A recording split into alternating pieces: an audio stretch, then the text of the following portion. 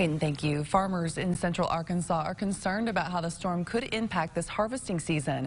Jessica Rank joins us now live in the studio. Jessica, what are farmers doing to get ready? Yeah, Cassandra, well, depending on the severity of this storm, there are plenty of precautions farmers can take to mitigate flooding. But the biggest decision is whether or not to harvest early or weather the storm. Mother Nature sometimes throws us challenges. It's just part of what we know going in. It's all hands on deck at Coker Farms.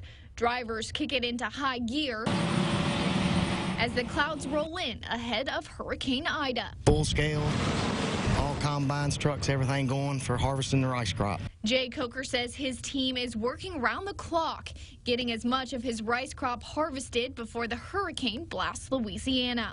And the remnants make its way to central Arkansas. Is all of our drainage established? Do we have everything in place to be able to move the extra flood water? Is our equipment ready?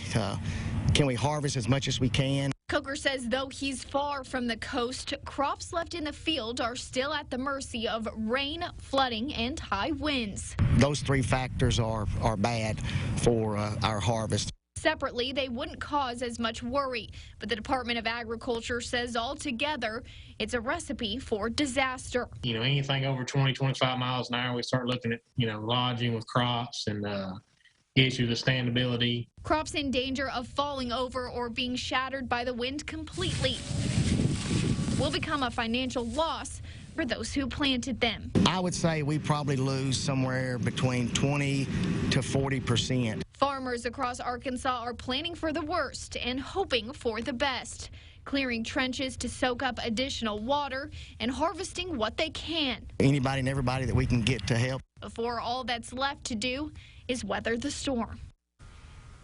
Now, some farmers are choosing to just wait out the storm because their crops aren't ready for harvest. And in that case, they're just hoping the rain and wind don't become too much of a problem. Live in studio, I'm Jessica Rank for Fox 16 News.